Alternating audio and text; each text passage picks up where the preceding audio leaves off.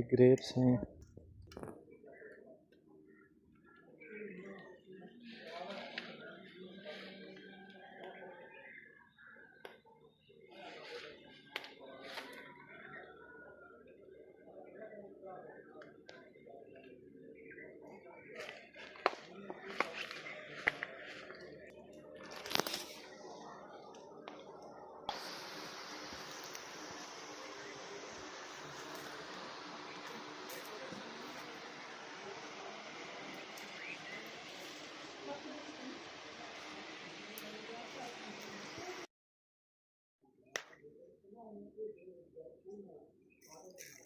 ये अनार है।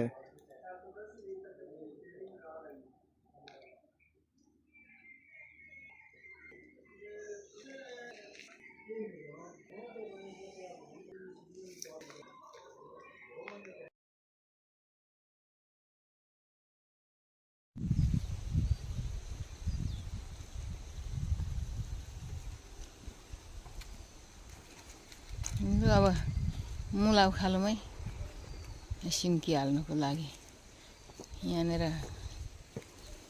मुला पनि अलिअलि चारोको लागि रोपेको छौँ।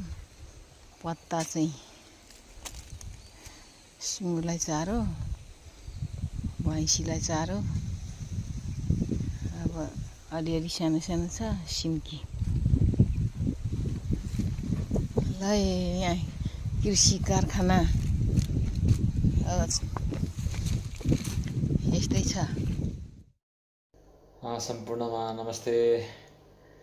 विशेष नेपाल कृषि प्रधान देश हो, त्यो भएको कारणले गर्दाखेरि सम्पूर्ण खानेकुरा खाद्यान्नहरू चाहिँ हामीले आफैले अर्ग्यानिक किसिमले उत्पादन गर्नुपर्छ र चाँडै हामी आउँदैछौँ हाम्रै देशमा बसेर कृषि क्रान्ति गर्नको निम्ति र अन्य सम्पूर्ण क्षेत्रमा विकास गर्नको निम्ति हातेमालो गर्नको निम्ति आउँदैछौँ।